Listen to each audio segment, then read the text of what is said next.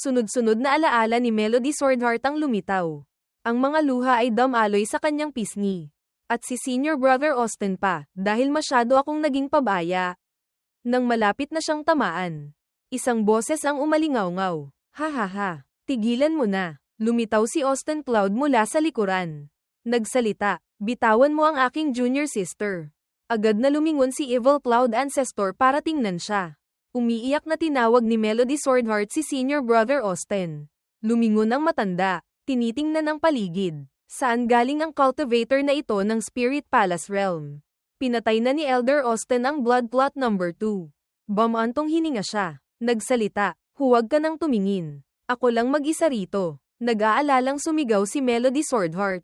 Senior Brother Austin, tumakas ka na. Hindi mo siya kalaban. Tuwang-tuwa na tumawa si Evil Cloud Ancestor. Kung nagpakita ka na, mabilis siyang sumugod kay Austin Cloud. Kung gayon, magsimula tayo sa iyo. May kalmadong ekspresyon. Itinaas ni Austin Cloud ang kamay. Sinira ang sunod-sunod na mga pirasong lumilipad patungo sa kanya.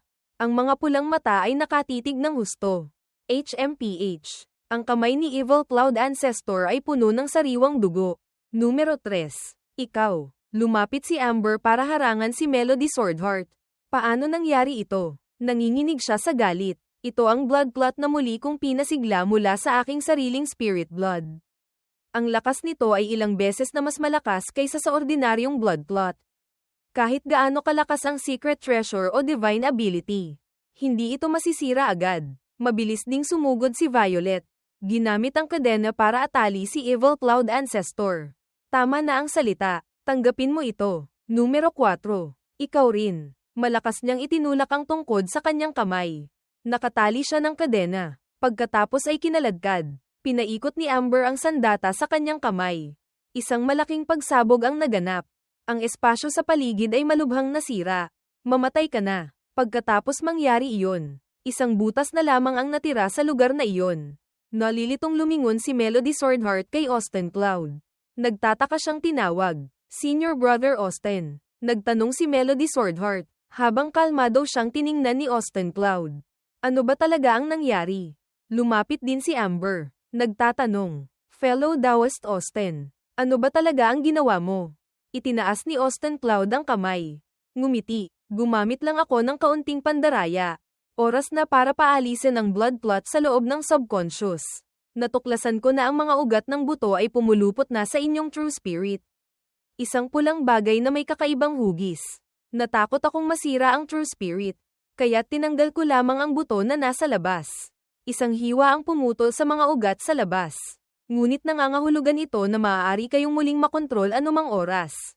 Kaya't nag-iwan ako ng ilang guhit ng sword chi sa inyong subconscious. Kapag muling pinaganya ng Demon Sect Elder ang buto ng blood plot, puputulan ito ng sword chi na ito.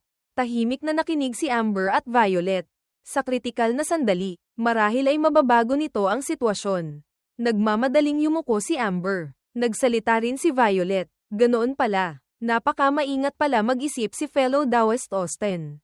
Humahanga ang inyong lingkod. Malungkot ang mukha ni Melody Swordheart. Yumuko. Nagtatanong kay Austin Cloud. Senior Brother Austin, bakit hindi ka nakipag-usap sa akin? Paano kung nabigo? Nag-aalalang tiningnan niya si Austin Cloud. Na nagpalito sa kanya. Nagtagumpay na tayo. Ano pa ang ikinababahala mo? Itinaas ni Austin Cloud ang kamay sa baba.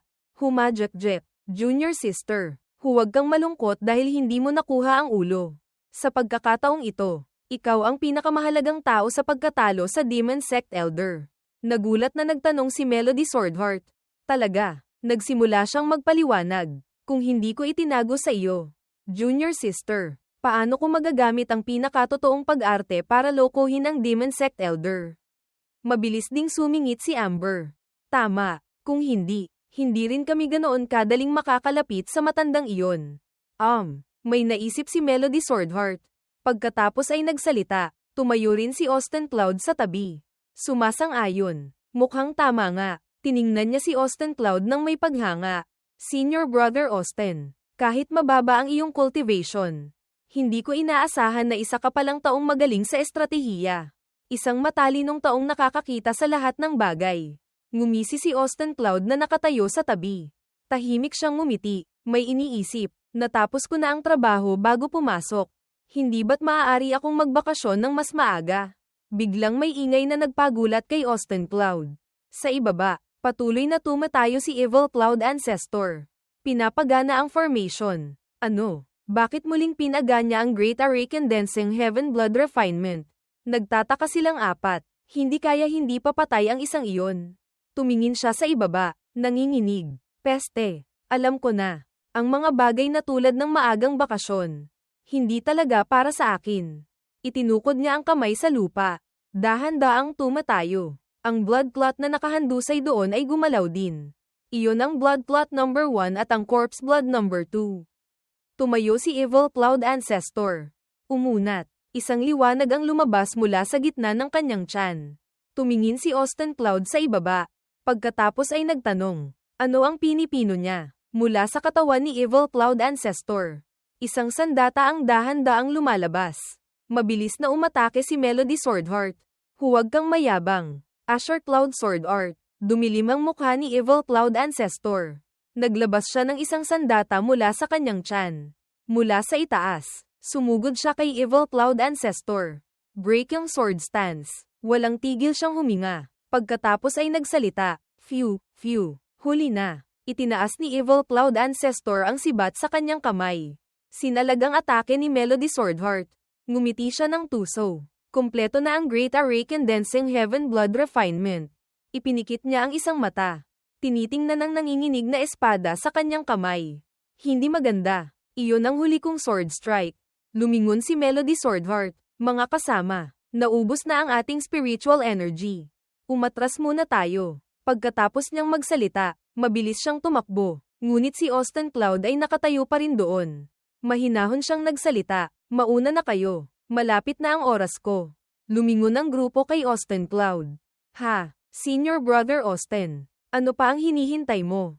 Bilisan mo. Biglang yumanig ang lupa. Isang malakas na sigaw ang umalingaw-ngaw. Gusto ninyong tumakas. Isang bagay ang mabilis na sumugod sa kanila. Mabilis nitong hinawakan ng mahigpit ang tatlo. Sumigaw si Evil Cloud Ancestor mula sa malayo. Mga hamak, ang susunod ang tunay na impyerno. Sinubukang makawala ni Amber. Nakakainis. Naubos na ang spiritual energy ko. Kung hindi, paanong mahuhuli ako? Hindi ba natin mapapatay ang isang ito? Tiningnan ni Melody Swordheart siya. Nag-iisip, kanina, ikalimang antas lamang siya ng Purple Mansion Realm.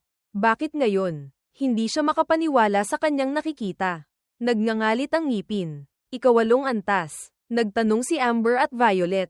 Nakakainis. Tayong apat ang ginamit na sakripisyo. Nandito tayong lahat. Paano niya nakumpleto ang Great Array Condensing Heaven Blood Refinement? Hindi kaya sinipsip niya mula sa dalawang blood plot na iyon. Ngumiti si Evil Cloud Ancestor ng tuso. Sumasagot. Tama ka. Si numero 1 at numero 2 ay orihinal kong mga koleksyon. Ngunit hindi ko inaasahan na matatalo ninyo sila. Nahihirapang nagsalita si Amber. Pero hindi pa rin tama. Kahit kayang harapin ni numero 1 ang dalawa. Ang lakas ni numero 2 ay hindi rin naman mas mababa sa atin. Kung pagsasamahin kaming lahat, 3 lang kami. Tila may napagtanto siya. Itinaas niya ang sibat sa kanyang kamay. Tumawa ng malakas. HMPH. Tama. Kasama ako. Maaari rin akong maging sakripisyo. Itinutok niya ang sibat sa harap. Pagkatapos ay nagsalita. Ang demonic embryo ng Crimson Refined Demonic Weapon ang unang hakbang para pamunuan ng Demon Lord ang mundo. Nagulat silang dalawa sa kanyang sinabi. Crimson Refined Demonic Weapon. Nagsimulang magbilang pabalik si Austin Cloud na nakatayo sa tabi. 5, 4. Senior Brother. Ano pa ang tinitingnan mo? Nag-aalala ang mukha ni Violet. Nakasulat sa mga sinaunang kasulatan. Ilang libong taon na ang nakalipas. Nang unang lumitaw ang demonic weapon. Hindi mabilang na mga disipulo ng tamang landas ang pinatay. Karamihan sa mga teritoryo ay napunta sa kamay ng Demon Sect. Ang mga eksperto sa Ascension Realm ng 5 rehiyon ng Central Continent ang nagsama-sama para sirain ang Crimson Refined Demonic Weapon at tapusin ang kalamidad na ito. Patuloy pa rin siyang nagbibilang pabalik. 3. Tumawa ng malakas si Evil Cloud Ancestor. Haha, munting demonyo. Talagang hindi mo alam ang mabuti sa masama. hanggat isasama ang katawan at pipinuhin ang kaluluwa. Ang demonic embryo ay maaaring maging isang kumpletong Crimson Refined demonic weapon. Patuloy na nagbibilang si Austin Cloud. 2. Itinaas niya ang sandata. Ngayon, kayong apat ay mapalad na magiging sakripisyo para sa pagbubukas ng demonic embryo. Biglang umalingaw-ngaw ang isang kakaibang tunog. HMPH. Nakatitig siya sa bagay sa kanyang kamay. Habang si Evil Cloud Ancestor ay walang maintindihan. Anong tunog iyon? Ipinikit ni Austin Cloud ang mga mata. Bumantong hininga. Dumating na ang snake hour. Oras na para magtrabaho. Nagtataka siyang tinanong. Magtrabaho? Ano iyon? Biglang isang hiwa ang pinakawalan. Na nagpagulat kay Evil Cloud Ancestor. Nataman siya. Dumura ng dugo. Tumalsik ng malayo. Ang kanyang blood clot ay nahati sa dalawa. Kumunat ang noo ni Austin Cloud. Nagsalita. Ibig sabihin niyan, dumating na ang araw ng iyong kamatayan. Sa manipis na hamog na bumabalot sa kabundukan. Si Austin Cloud ay matikas na nakatayo sa likuran ni Melody Swordheart. Na may mga matang puno ng pagkalito at pagkagulat. Hindi niya sinagot ang tanong nito. Ang Sword Chi kanina. Ikaw ba ang gumawa? Umalis na kayong lahat. Ipaubaya niyo na sa akin ang lugar na ito. Nakatayo si Austin Cloud doon ng may kalmadong anyo. Inilagay niya ang kamay sa balikat ni Melody Swordheart. Nakatayo ang babae doon. Nanlalaki ang mga matang nakatingin sa kanya. Ngunit, Senior Brother Austin, mga Junior Sister, umalis na kayo agad dito. Maglagay kayo ng Spirit Lock ng Talisman Sky Array para protektahan ang nayon. Natatarantang nagsalita si Melody Swordheart. Nanginginig ang boses. Walang tigil na pinapayuhan si Austin Cloud. Senior Brother Austin, sino ang elder na pumatay sa blood clot number 2 kanina? Tawagin mo siya rito. Kung tayo lang, hindi natin siya kakayanin. Sa sandaling ito, napansin ni Austin Cloud ang likuran ni Melody Swordheart. Unti-unti ring lumapit ang dalawang babae. Sumasang-ayon. Ngayon, isinakripisyo na niya pati ang sarili niya. Ang kanyang lakas ay hindi bababa sa ikawalong antas ng Spirit Palace Realm. Kahit pagsamahin pa nating lahat. Tama, fellow Daoist Austin. Huwag mo nang pilitin. Sa harap ng nag-aalalang mga mata ng dalagita. Matigas pa ring sinabi ni Austin Cloud. Huwag kang mag-alala. Tiningnan niya si Melody Swordheart. Ang gwapong mukha at malalim na ekspresyon sa manipis na hamog ay hindi may iwasang magpakilig. Matatapos din ito agad. Sa ibaba. Manipis na usok ang umaakyat mula doon. Kasama ang mga nakakatakot na pulang bagay na lumulutang sa ere. Humihingal si Evil Cloud Ancestor. Nakaluhod sa lupa. Ang kamay ay mahigpit na nakahawak sa puluhan ng sable na malalim na nakabaon sa lupa. Napapalibutan ng mga kumikislap na puti at lilang kuryente. Ang Sword Chi kanina, paano nangyari iyon? Malinaw na nasa Spirit Palace Realm lamang siya. Nanginginig na tumayo si Evil Cloud Ancestor. Nanginginig ang mga binti sa lupang puno ng bitak. Walang hiyang bata. Anong secret treasure ang ginamit mo kanina? Nakatayo si Austin Cloud sa itaas. Malamig na nakatingin sa ibaba. Para harapin ka. Kailangan pa ba ng secret treasure? Sa ibang direksyon. Tahimik na umalis si Melody Swordheart kasama ang dalawa pa. Lumakad si Amber sa likuran. Hindi maiwasang mag-alala nang iwan si Austin Cloud na mag-isang haharap sa hamon. Fellow Daoist Austin, iiwanan ba talaga natin siya? Talaga bang may paraan si Senior Brother Austin para harapin si Marcus Inc? Ang taong kanilang inaalala, si Austin Cloud, ay nakatayo sa harap ng atake ng kalaban. Ngunit wala siyang anumang senyales ng paglaban. Mamatay ka na. Isang malakas na pulang atake na parang apoy na sumusunog sa espasyo ang direktang tumama kay Austin Cloud. Ang puwersa ay kumalat sa lahat ng dako. Sa kanyang lakas na nasa ika-6 na antas ng Spirit Palace Realm. Mamamatay siya agad sa isang tama nito. Lumilipad si Melody Swordheart sa ere. Ang katawan ay umiikot na parang hangin. Ang buong espasyo sa paligid ay tila tumahimik. Tanging ang humuhuning hangin at ang kanyang mabilis na paghinga na lamang ang naririnig. Hindi ko alam, ngunit naniniwala ako kay Senior Brother Austin. Sunod-sunod na maliliit na alaala tungkol kay Austin Cloud ang biglang lumitaw sa kanya. Ang imahe ng isang matangkad at marangal na binata. Mayroon akong isang uri ng pil na makakatulong sa inyong maging immune sa lason ng insenso sa loob ng 3 oras. Nag-iwan ako ng ilang guhit ng Sword Chi sa inyong subconscious. Kapag muling pinaganya ng Demon Sect Elder ang buto ng Blood Plot, puputulan ito ng Sword Chi na ito. Muling malinaw na lumitaw ang mga alaala sa isip ni Melody Swordheart. Mula nang bumaba ako sa bundok, lahat ng desisyon ni Senior Brother Austin ay hindi nagkamali. Junior Sister, masyado pang kaunti ang iyong karanasan sa mundo. Hindi ka maaaring maging ganito kawalang ingat. Ang pagliligtas ng tao ay parang pag-apula ng apoy. Kung gagawin ng sabay-sabay, mas mabilis, di ba? Sa sandaling ito, sa kabilang banda, ngumisi si Austin Cloud. Sa likod ng hamog, lumitaw si Austin Cloud pagkatapos ng matinding atake ni Evil Cloud Ancestor. Ang mga pulang mata ay parang apoy na walang tigil na nagliliyab. Nakatayo si Evil Cloud Ancestor sa ibaba. Nagngangalit ang ngipin. Hindi makapaniwala sa kanyang nakikita nang makitang si Austin Cloud ay hindi man lang natinag. Ano ba talaga ang batang ito? Sa sandaling ito, sa kabilang banda, mabilis na sumugod si Melody Swordheart at Amber na parang mga lilang asul na liwanag. Tulad ng dalawang maningning na kidlat, nag-iiwan sa likuran ng mga malabong guhit ng liwanag sa espasyo. Nang bumaba sila sa bayan, bahagyang yumanig ang lupa sa ilalim ng kanilang mga paa. At umalingaw-ngaw ang tunog sa lahat ng dako. Ang kanyang mahahabang daliri ay maliksing gumalaw. Mga mapusyaw na enerhiya ang pumulupot sa dulo ng kanyang mga daliri. Mabilis na nagpakawala ng isang teknik si Melody Swordheart. Ang espada sa kanyang kamay ay parang kidlat na tumagos sa kalangitan.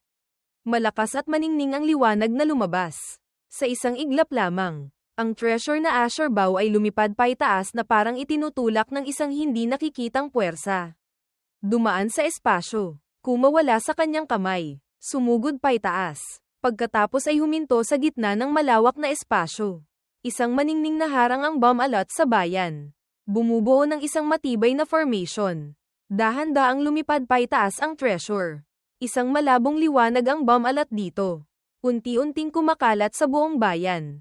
Mula sa malayo, bahagyang gumalaw ang mga mata ni Austin Cloud. Isang maliit ngunit napakahalagang senyales. Hindi maiwasang magliwanag ang kanyang mga mata. Ipinag-cross ni Austin Cloud ang mga braso.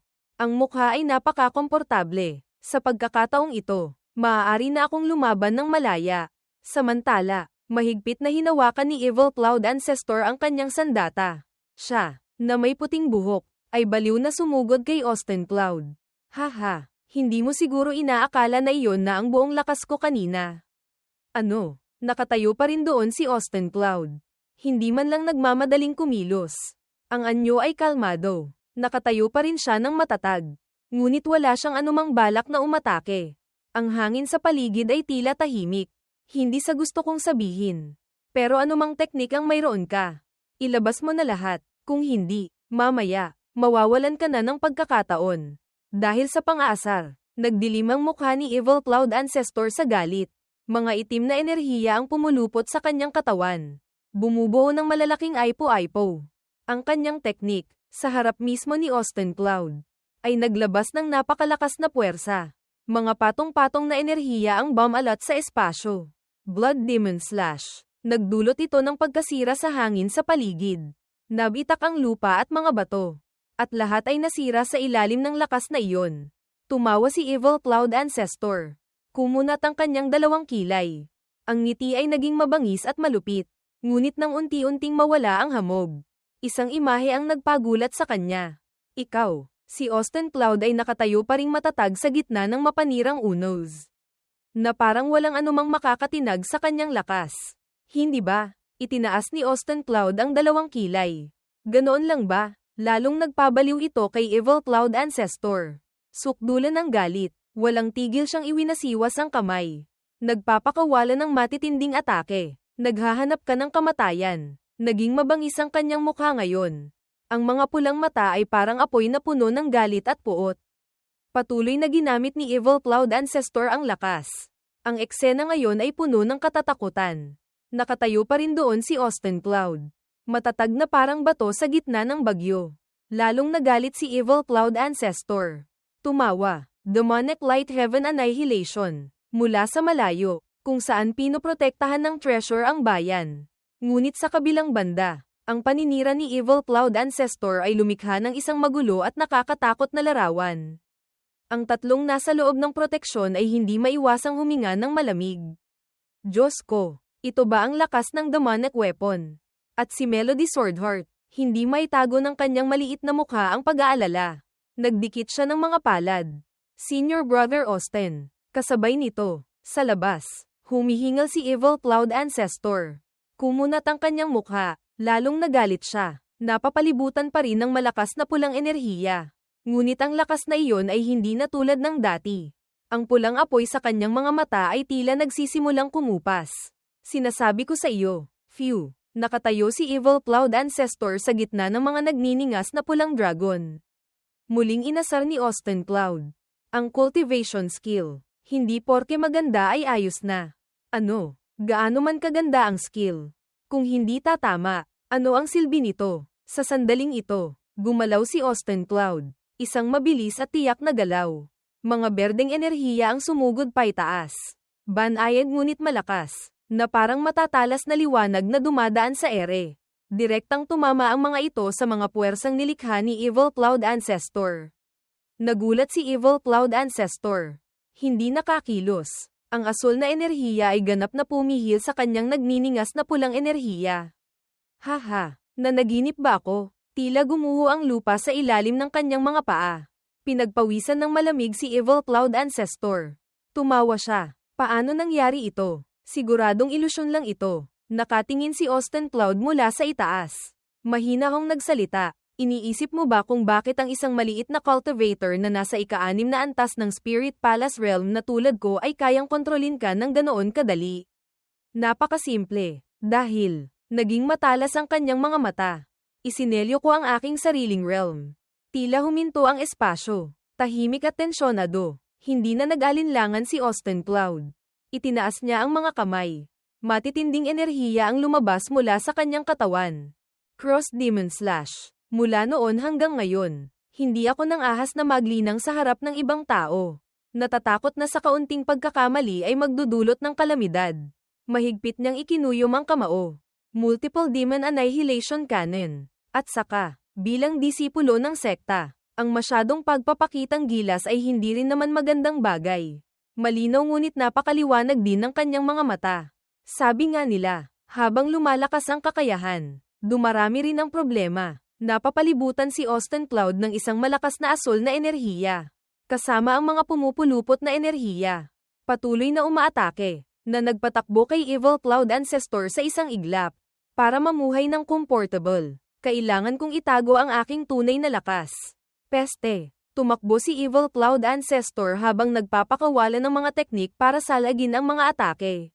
Baliw. Baliw ka. Hindi binigyan ni Austin Cloud ng pagkakataon si Evil Cloud Ancestor na tumakas. Tumigil ka. Pinapayagan ba kitang umalis? Marahas na hinayla pabalik si Evil Cloud Ancestor. Sa kanyang mga matang puno ng takot. Sa sandaling ito, mahigpit na ikinuyom ni Austin Cloud ang kamao. Paulit-ulit mo akong ginugulo sa aking pamamahinga. Nagniningning ang asul na enerhiya. Itinaas niya ang espada hanggang sa dibdib.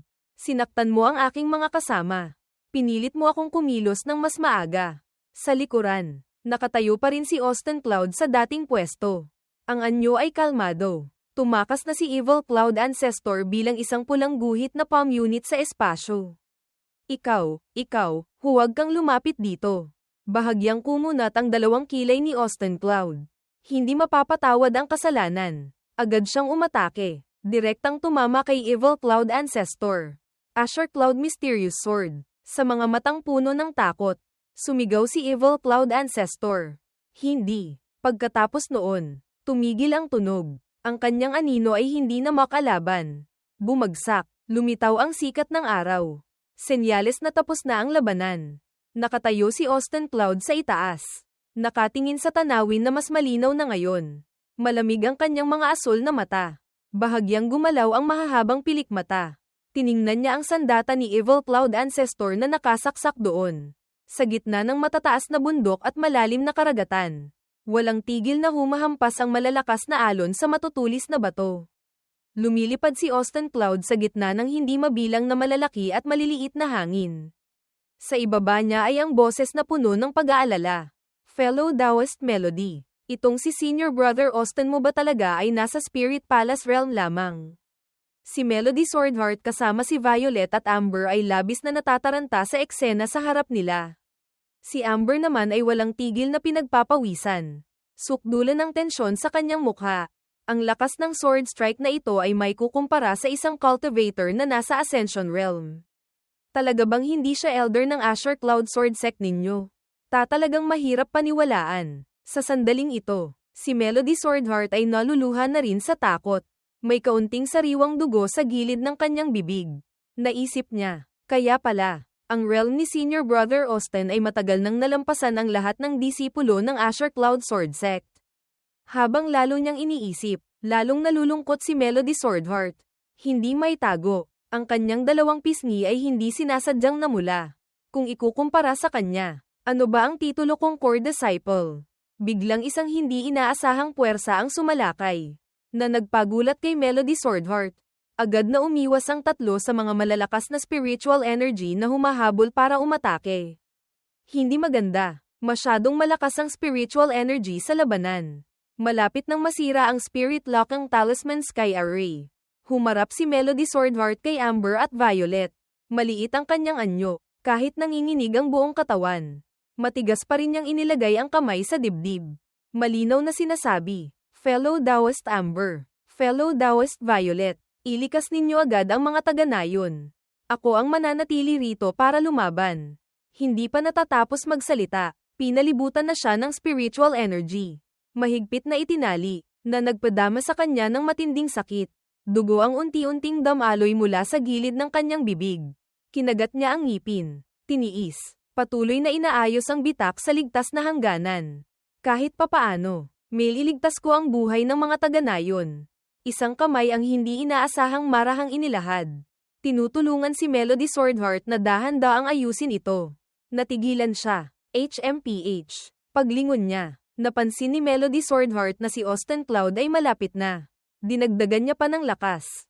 Ganap na nagtagumpay sa pag-aayos ng mga piraso ng hangganan. Ang mga tao sa ibaba ay hindi rin gaanong nag-aalala. Sabay-sabay na tumingala, sinusubaybayan ang buong proseso ng apat. Bahagyang ngumisi si Austin Cloud. Ayos na, alisin na ang formation. Si Melody Swordheart ay parang batang naghihintay sa pag-uwi ng ina. Masaya siyang sumigaw. Senior Brother Austin. Ang tahimik na tanawin ay bumalik sa dati nitong anyo. Tahimik na bumaba sa lupa ang apat. Sa gitna ng pasasalamat ng mga cultivator. Taimtim na nagdarasal. Maraming salamat, Immortal Master. Habang si Amber at Violet ay nagpapahayag ng hindi na kailangang maging formal. Sa likuran, biglang bumulong si Melody Swordheart kay Austin Cloud. Senior Brother. Ang kanyang mga mata ay kumikinang. Ang ekspresyon ay puno ng hinanakit, na parang matagal na siyang nagtitiis ng maraming sama ng loob. Napakalakas mo pala. Bakit hindi mo agad sinabi sa akin? Akala niya ay magpapaliwanag ng husto si Austin Cloud. Ngunit kinamot lamang niya ang ulo. Nahihiya, nanlalaki ang mga mata. Nagkukunwaring walang alam, na hindi mapaniwalaan ni Melody Swordheart. Junior sister, ano ang sinasabi mo? Pagkatapos ay kalmado siyang nagsalita. Salamat sa sword talisman na ibinigay sa akin ni Master. Kaya ko natalo ang Demon Sect Elder na iyon. Ang sinabi ni Austin Cloud ay nagpagulat sa kanilang tatlo. Sabay-sabay na nagtanong. Ha? Nagtataka si Melody Swordheart. Ang sword strike kanina. Hindi ba ikaw ang nagpakawala? Malungkot na mumuso si Austin Cloud. Bumantong hininga. Mahigpit niyang ikinuyom ang kamao. Siyempre hindi ako. Nasa ika-6 na antas lamang ako ng Spirit Palace Realm. Paanong magkakaroon ako ng ganoong lakas? Mahinang nagsalita si Austin Cloud. Salamat sa inyong tatlo na desperadong lumaban. Kaya nagkaroon ako ng oras para i-activate ang sword talisman na ibinigay sa akin ni Master. Nakatulalang nakatingin sa kanya ang tatlo habang nakangiti siya ng malapad. Nagkukwento. At saka, si Marcus Inc. ay naubusan na ng lakas dahil sa inyo. Kaya't direktang napatay siya ng sword talisman. Mayabang na sinabi ni Austin Cloud na may kumikinang na mga mata. Nagkataon lang na maswerte ako. Hinimas ni Melody Swordheart ang baba. Sinusubukang alalahanin ang sandali ng labanan.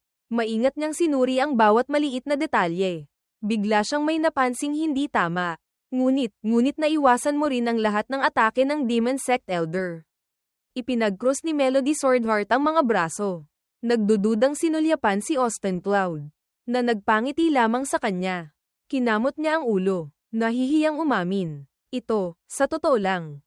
Pangunahin akong nagal inang ng Dunshu, escape techniques, at Shenfa, movement techniques. Kaya't madali kong naiwasan. Inilahad ni Austin Cloud ang kamay kay Melody Swordheart. Maalalahan ang sinasabi. Alam mo naman iyon, Junior Sister. Ang aking master. Ang Hall Master. Ang numero 1 escape artist ng sekta. Hindi binitawan ni Melody Swordheart si Austin Cloud. Nagmamadaling nagtanong hanggang sa huli. Kung gayon, paano ang Spirit Lock ang Talisman Sky Array kanina? Para ma-stabilize ang buong formation ng ganoon. Hindi iyon magagawa ng isang nasa Spirit Palace realm. Walang magawa si Austin Cloud kundi kunin mula sa kanyang damit ang isang kumikinang na berdeng jade. Siyempre, ginamit ko ito. Nanlaki ang mga mata ng tatlo sa gulat. Spirit Concealing Jade. Ang Spirit Concealing Jade, isang bagay na tumutulong mag-imbak ng spiritual energy at maaaring magpakilos ng spirit stones anumang oras. Dahil dito, napakamahal nito, at isang beses lamang magagamit, kaya't iilan lamang ang gumagamit nito. Maingat na tiningnan ni Melody Swordheart ang jade sa kamay ni Austin Cloud. Iniisip, si Senior Brother Austin ay nagsasalita ng tuloy-tuloy. Walang butas, ngunit sinasabi sa akin ng aking kutob na may mali. Pag-iisip nito, naging balisa si Melody Swordheart. Hindi sinasadyang hinawakan niya ang gilid ng kanyang bibig na may dugo. Ngunit lahat ng kanyang kilos ay naintindihan na ni Austin Cloud mula pa sa simula. Bahagya siyang bumantong hininga. Marahang hinaplos ni Austin Cloud ang ulo ni Melody Swordheart. Ginamit ang lahat ng lakas para pakalmayin siya. Junior Sister, huwag ka nang mag-isip ng kung ano-ano. Kung talagang ganoon ako kalakas, paanong hindi mapapansin ni Master at ng Sect Master? Ikaw ang namungunang core disciple ng Asher Cloud Sword Sect. Ito ay isang bagay na hindi maitatanggi. Tunay nga, ang paghaplos na iyon sa ulo mula kay Austin Cloud ay tila nagpasabog ng matinding emosyon kay Melody Swordheart.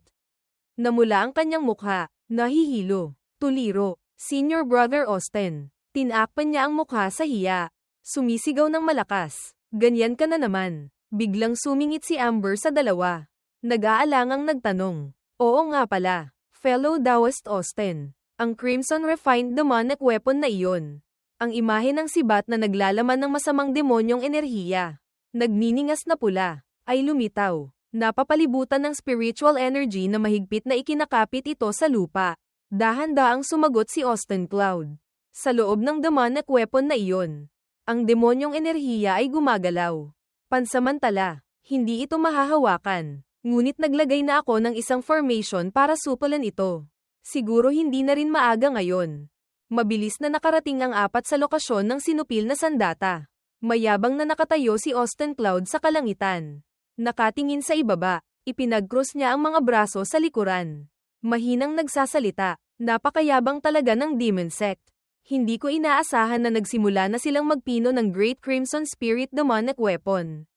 Nagbigay din ng opinyon si Melody Swordheart na nasa tabi. Kailangan nating agad na ipaalam sa ibang mga sekta ang plano ng Demon Sect para makapaghanda sila ng maaga. Hindi na nag-isip pa si Austin Cloud. Agad na sumang-ayon. Sige, kung gayon, dadalhin ko muna itong demonic embryo pabalik sa sekta. Hindi inaasahan. Nang malapit na silang lumapit, isang malakas na pagsabog ang naganap. Sinira ang lahat sa paligid ng gubat. Ano? Ang mga dahon ng puno ay lumipad. Nahuhulog pagkatapos ng malakas na pagsabog. Pagdampi lamang sa matulis na sibat. Agad itong sinilaban ng nagniningas na apoy. Nasunog. Natatarantang lumingon si Melody Swordheart. Nagsalita kay Austin Cloud. Hindi maganda. May humihila sa demonic embryo na ito. Ang apoy ay tila lalong lumalakas. Umiikot sa isang pulang bilog. Bumubuo ng isang napakalaking aipo-aipo ng apoy. Hindi na nagsalita pa si Austin Cloud. Agad siyang gumamit ng isang teknik para supulan ng apoy. Ngunit ang kanyang spiritual energy, pagkatapos tumagos sa apoy, ay tumalsik pabalik. Ang natirang apoy ay nag-iwan ng bakanteng lupa at mga sunog na kahoy. Ang sandata, ang masamang sibat na iyon, ay nawala na parang bula. Nag-aalalang sinabi ni Amber, patay. Mukhang isang eksperto mula sa demon sect ang kumilos para hilahin ang demonic embryo na ito. Sumingit din si Violet. Tama rin. Isang demonic embryo na ginugol ng elder ang kalahati ng kanyang buhay para pinuhin. Paanong hindi siya mag-iiwan ng paraan para makatakas? Lumingon si Melody Swordheart kay Austin Cloud. Dismayado siyang sumandal. Nagsasalita. Sayang. Naubos na ang spiritual energy nating tatlo. Pansamantala. Hindi natin magagawa. Medyo naiinis si Austin Cloud. Tahimik siyang nagngalit ang ngipin. Ikinuyom ang kamao. Kanina. Dahil ayokong mapansin ni Junior Sister. Pinigilan ko ang aking lakas.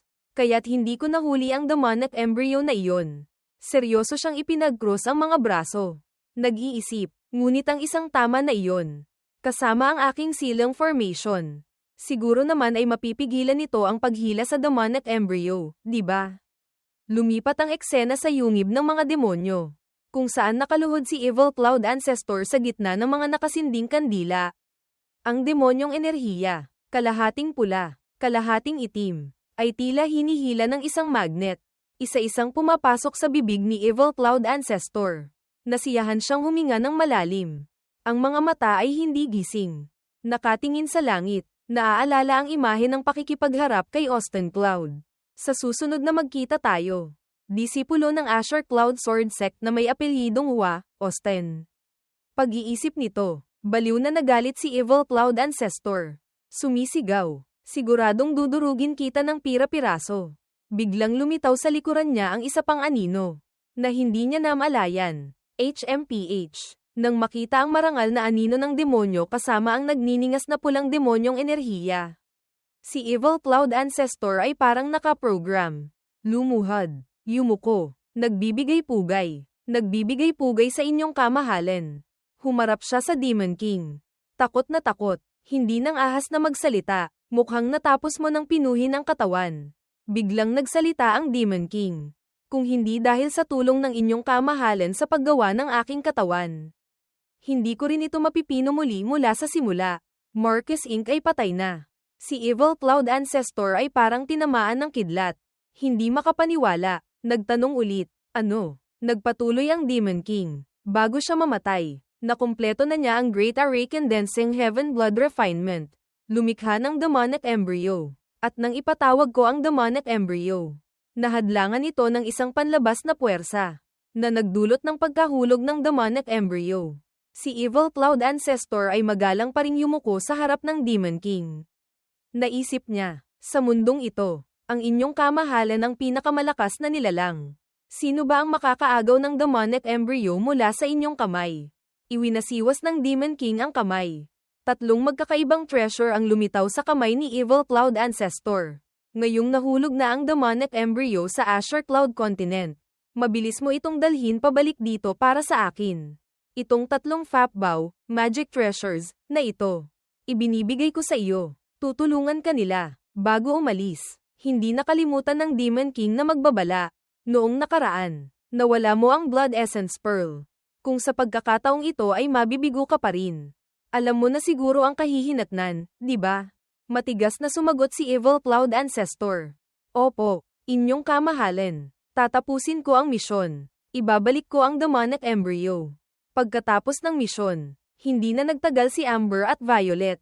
Agad na umalis. Nagpaalam si Violet kay Austin Cloud at Melody Swordheart. Fellow Daoist Austin. Fellow Daoist Melody. Sana magkita tayong muli. Bahagyang tumango si Melody Swordheart. Ngumiti siya. Sumasagot. Mag-ingat kayo sa daan. Tumawid si Amber at Violet sa matataas at sunod-sunod na bundok. Mahinang nagsalita si Violet, na hindi sinasadyang nagpalingon kay Amber. Hindi ko inaasahan na ang Demon Cloud Sect ay may planong muling gumawa ng demonic weapon. Kung ikukumpara sa mga bagay na higit pa sa ating realm na tulad nito. Naging malungkot ang kanyang mga mata. Ang kalooban ay tila hindi may iwasang mag-alala. Mas lalo akong nag-aalala kay fellow Daoist Austin. Nalilitong kumunat ang noo ni Amber. Ano ang ginawa niya? Dahan-daang sumagot si Violet. Sister Amber, hindi mo ba napansin na ang pangyayaring ito ay ganap na nasa kontrol ni fellow Daoist Austin? Inilarawan ni Violet ang bawat sandaling nangyari. Nang uminom silang dalawa ng isang berdeng pill. Sinimulan niyang subukang i-connecta ang bawat maliit na detalye. Ang bilin sa atin ni fellow Daoist Austin pagkatapos nating umalis sa inn. At pati na rin ang pag-inom ng antidote pill pagpasok sa gubat. Isa pang eksena ang lumitaw. Iyon ay ang digmaang puno ng kalungkutan at makapal na alikabok. Ang batong estatwa ng tao ay naduraj. Sa malamig na lupa, nagsalita si Violet, at saka, noong nakikipaglaban, biglang lumitaw ang ulong puno ng dugo. Pagbalik sa kasalukuyan, inalala niya ang sandali kanina kung kailan si Austin Cloud mismo ang tumulong iligtas ang lahat mula sa napipintong panganib. Sa huli, nang mapino na ang demonic embryo. Iyon din ang sandaling halos mawalan na kami ng pag-asa. Napapanahong kumilos si fellow Daoist Austin para tumulong. Kung may kulang na isang hakbang, malamang ay isinakripisyo na kaming lahat para sa Great Array Condensing Heaven Blood Refinement. Napansin ni Amber na nang pinagsama-sama ang mga piraso ng kwento. Ganap na siyang nakumbinsi. Nahihiya siyang inilagay ang kamay sa baba. Sa sinabi mo, mukhang tama nga. Hindi pa tumigil doon si Violet. Nagpatuloy siya. Hindi lang iyon. Natatandaan mo pa ba noong uminom tayo ng antidote pill? Ang imahe ng kalahati ni Violet na nakatayong walang galaw. Mula sa kaibuturan ng kanyang puso. Isang malakas na spiritual energy ang umikot. Bumubuo ng walang katapusang aipo-aipo. Si Violet ngayon ay tila muling nararamdaman ang pakiramdam na iyon. Walang tigil ang pagtulo ng pawis. Sukdulan ang kanyang tensyon. Pagkatapos uminom, ginamit ko ang inner vision technique para suriin ang katawan. Tila may isang hindi nakikitang sword chi na umiikot doon. Biglang nasabik na nagsalita si Violet. Natatakot akong ang ininom natin ay hindi ordinaryong pill, kundi isang sword pill na pinasukan ng sword chi. Ang dahilan kung bakit hindi tayo nalasan ay iisa lamang, ang sword chi na nasa loob ng sword pill na iyon ang nagpalabas ng lahat ng lason na pumasok sa ating katawan. Natigilan si Amber, hindi makapaniwala sa kanyang nakikita. Papaanong nangyari iyon? Masayang nagbigay ng conclusion si Violet mula sa sarili. Hanggat ang isang tao ay umabot sa napakataas na antas sa sword daw. Magagawa niya ito. Kinamot ni Amber ang ulo. Gulong-gulo ang isip. Malinaw na hindi naiintindihan. Fellow Daoist Austin ay malinaw na napakalakas. Bakit kailangan niyang itago ng husto ang sarili? Pabirong ng asar si Violet. Ang malaking puno ay maraming bagyo ang sinasagupa. Sa tingin ko, malamang siya ang lihim na sandata na palihim na inaalagaan ng Asher Cloud Sword Sect. Nalilito lamang na nagtanong si Amber. Kung gayon, dapat ba nating ipaalam sa sekta? Naging mabigat ang hangin sa loob ng ilang segundo.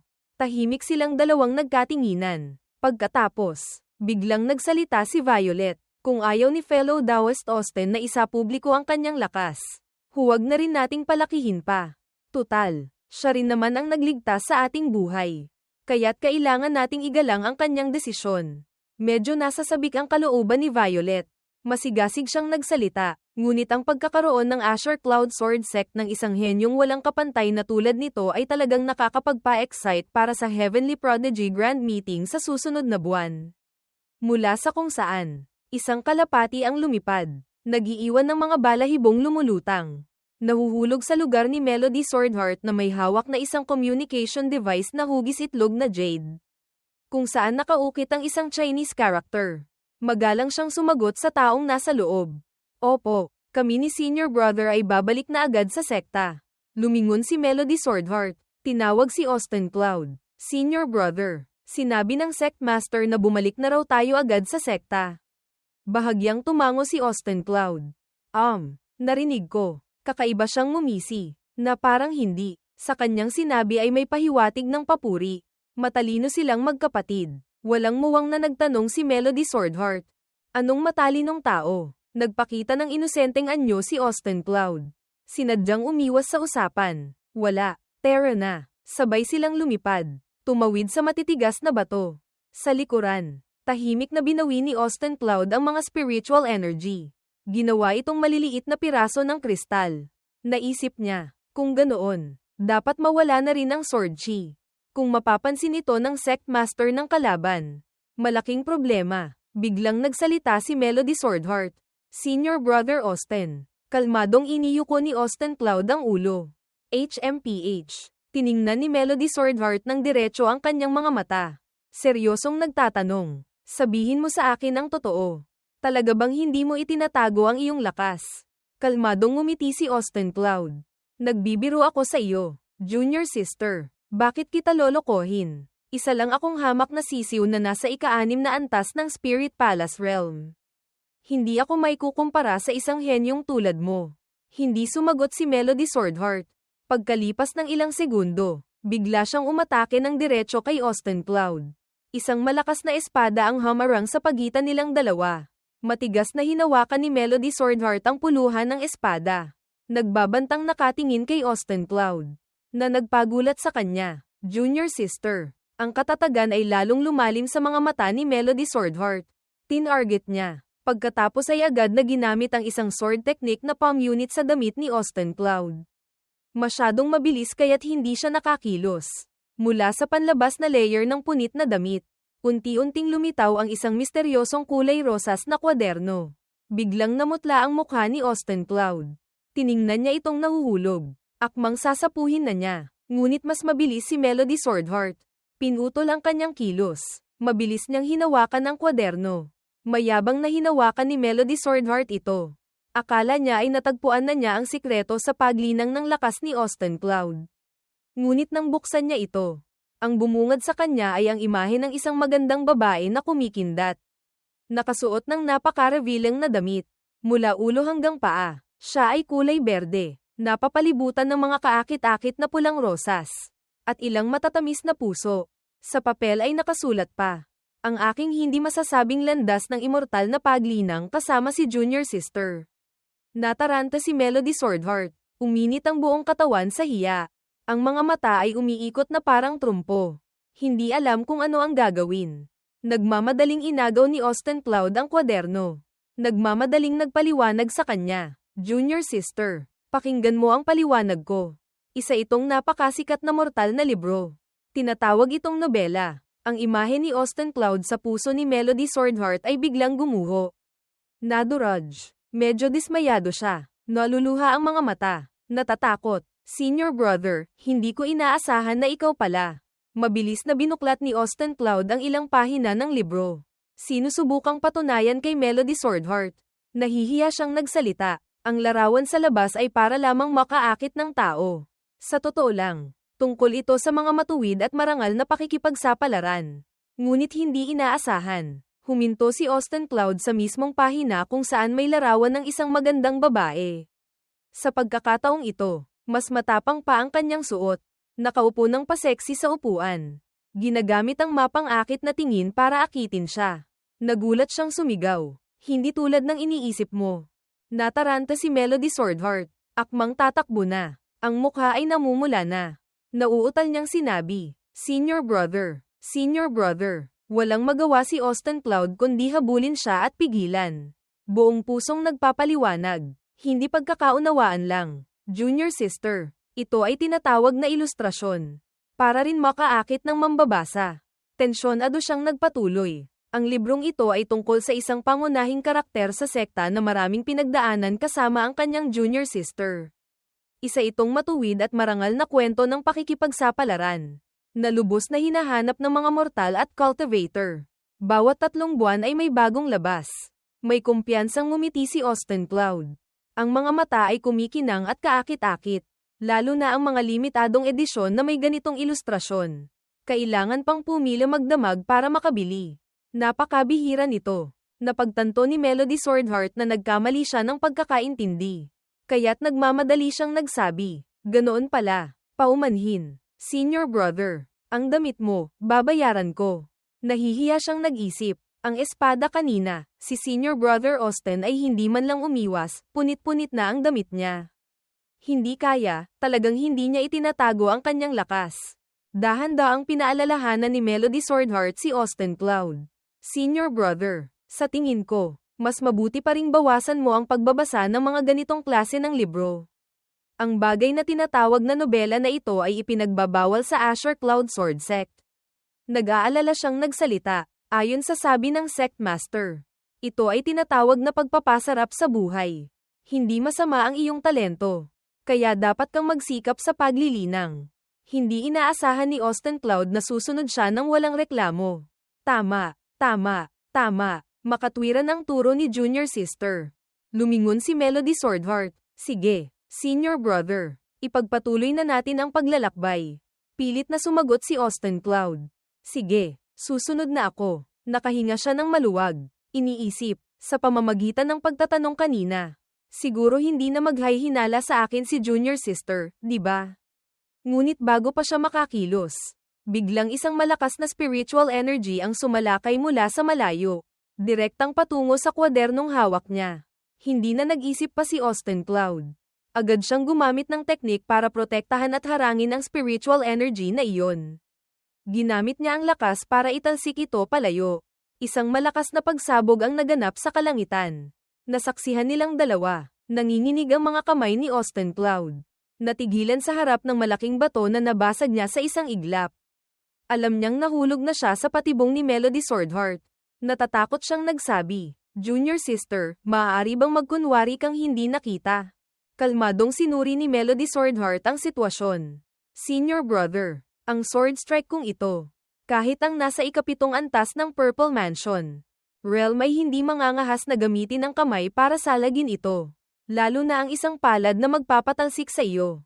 Palihim na itinago ni Austin Cloud ang kwaderno pabalik sa kanyang damit. Walang magawang iniisip. Naloko ako ng Junior Sister. Kinamot niya ang ulo. Napilitang umamin. Sige na nga, inaamin ko. May kaunti akong itinagong cultivation. Nagmamadaling tumakbo si Melody Swordheart papunta kay Austin Cloud. Nasa sabik na nagtanong, Senior Brother, sabihin mo sa akin ang totoo. Mas malakas ba ang iyong sword daw kaysa sa akin? Nahihiyang sumagot si Austin Cloud. Siguro, mas malakas ng kaunti. Nasiyahang ngumiti si Melody Swordheart. Napakabuti. Kung gayon, kung ililihim ko ito para sa iyo, maaari mo bang aipangako sa akin ng isang bagay? Medyo nabahala si Austin Cloud. Ngunit pumayag pa ring magtanong. Junior Sister, anong bagay? Tila natugunan ang kanyang hiling. Kumislap ang mga mata ni Melody Swordheart. Ipinagdikit niya ang dalawang kamay sa harap ng dibdib. Taimtim na nagmamakaawa. Turuan mo ako ng sword techniques. Pwede ba? Nahirapang ngumiti si Austin Cloud. Hinimas niya ang baba. Malalim na nag-iisip. Akala ko pagkatapos ng misyong ito, makakasandal na ako kay Junior Sister at magkakaroon ng 3 araw na pahinga. Si Melody Swordheart ay parang isang maliit na tuta pa rin. Masiglang nakatingin sa kanya. Senior Brother, ano na ang iniisip mo? Walang magawang naisip ni Austin Cloud. Ngunit bakit ngayon pakiramdam ko ay luging-lugi ako? Wala siyang magawa kundi umubo ng bahagya. Napipilitang pumayag. Maturuan ka ay pwede. Ngunit, mabilis na pinutol ni Melody Swordheart ang sasabihin. Puno ng sigla. Malinaw na nagsasalita. Senior Brother, huwag kang mag-alala. Siguradong ititikom ko ang aking bibig. Pagkatapos makuha ang kanyang hiling, masayang lumipad si Melody Swordheart paitaas. Mapaglaro siyang commandant kay Austin Cloud. Senior Brother, kung gayon, umuwi na tayo ngayon. Habang siya ay nahihirapan at hindi makapagsalita. Sect Master, tingnan mo ang magandang ginawa mo, kawawa naman ako dito.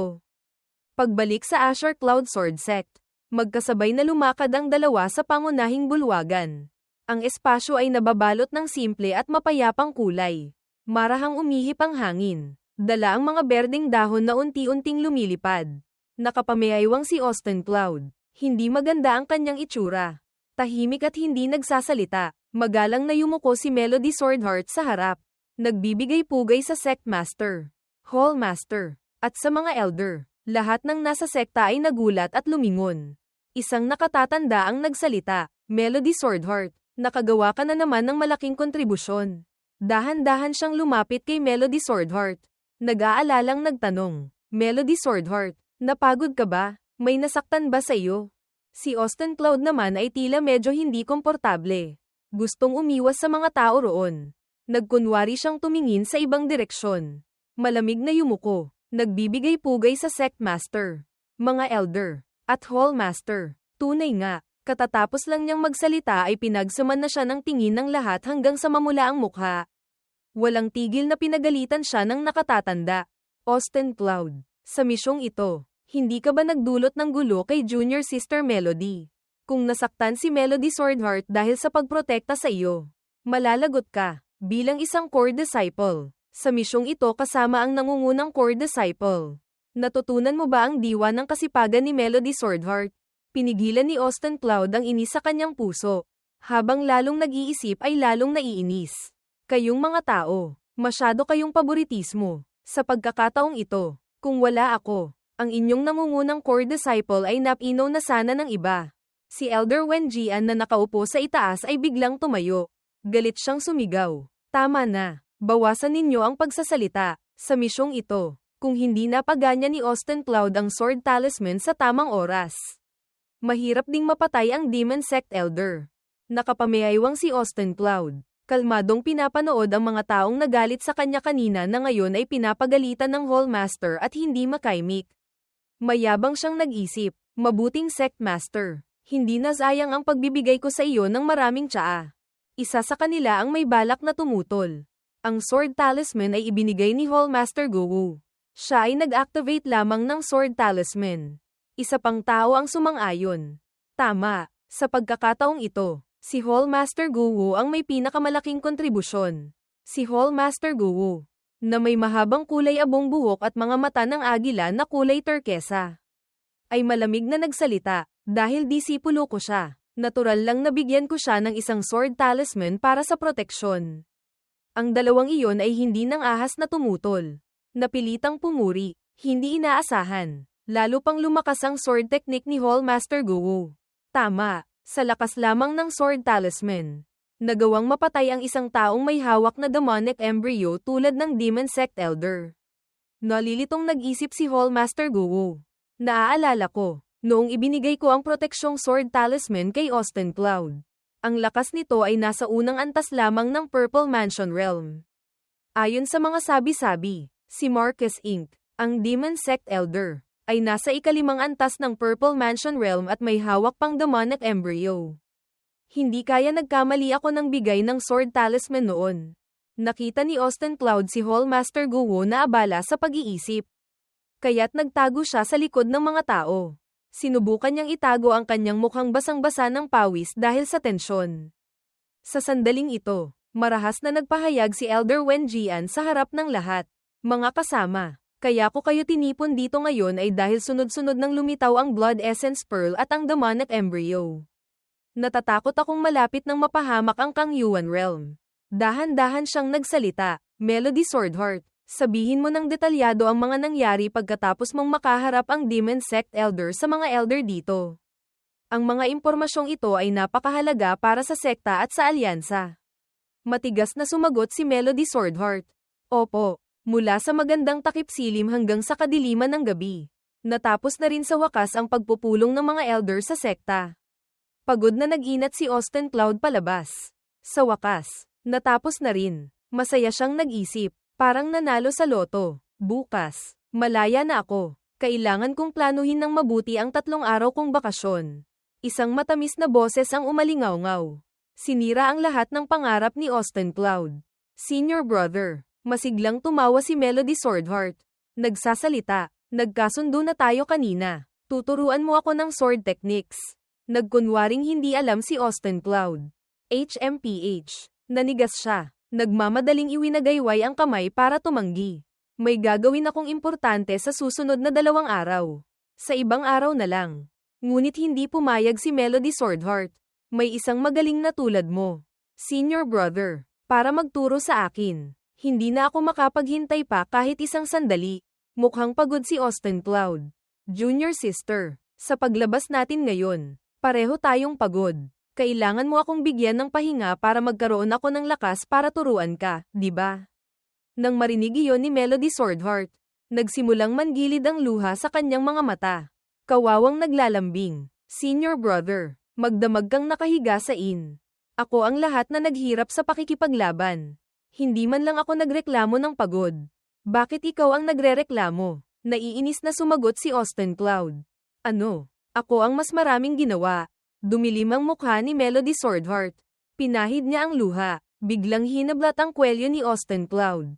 At baliw na nagbanta, kung hindi mo ako tuturuan, sasabihin ko sa lahat ang relasyon natin. Natarantang tumingin si Austin Cloud sa paligid kung may tao. Mahina niyang pinaalalahanan. Diyos ko, Nasa pintuan tayo ng pangunahing bulwagan. Huwag kang magsalita ng kung ano-ano. Anong relasyon natin? Mahigpit pa ring hawak ni Melody Swordheart ang kanyang damit. Humahagulgol siya sa sakit. Sumisigaw. Wala akong pakialam. Hindi mo tinutupad ang iyong salita. Sinungaling ka. Ayaw nang makita ni Austin Cloud na nagwawala siya. Kaya't napilitan siyang pumayag. Sige na. Pumunta ka sa aking tirahan mamayang gabi. Tuturuan kita ng isang beses. Ginamit niya ang isang daliri para marahang itulak ang ulo ni Melody Swordheart. Pinapanatili ang distansya. Walang magawang sinabi. Kapag natuto ka na, hindi mo na ako pwedeng istorbohin pa. Masayang tumango siya ng masunurin. Bumantong hininga si Austin Cloud. Hindi nakalimutang paalalahanan si Melody Swordheart. Tandaan, iwasan mo ang mga mata at tainga. Kung makita ka ng iba na pumunta sa bahay ko. Bukas. Punitin ako ng mga senior at junior brothers at mga elder at isasabit sa kisame. Nasasabik siyang sumigaw. Walang problema. Kung gayon, kita-kits tayo mamaya. Gabi na noon. Isang anino ang mag-isang nakaupo sa tea table sa gitna ng malawak na courtyard. Napapalibutan ng walang katapusang kagubatan. Nalulukuban ng makapal na hamog. Tulad ng napag-usapan, dumating si Melody Swordheart sa tamang oras. Bumaba sa harap ni Austin Cloud. Senior brother. Ang kanyang mukha ay kakaibang madilim. Tila hindi masaya. Malamig siyang nagsalita. Junior sister. Dumating ka na pala. Walang muwang na nagtanong si Melody Swordheart. Bakit ang seryoso mo? Senior brother. Nahihiya siyang nag-isip. Hindi kaya iniisip niya ng husto ang pagtuturo sa akin ng sword techniques. Mahiwagang nagsalita si Austin Cloud. Kanina lang. May nalaman akong napakahalagang bagay. Nagtatakang nagtanong si Melody Swordheart. Anong bagay? Puno ng hinanakit si Austin Cloud. Seryosong sumagot. Bukas na ang labas ng bagong edisyon. Tapos ka na bang maglinang? Lumakad siya pabalik-balik. Balisa. Hindi mapakali. Dismayado hanggang sa punto na kinakausap ang sarili. Lahat ito dahil sa demon sect na iyon na Iris sa Azure Void City.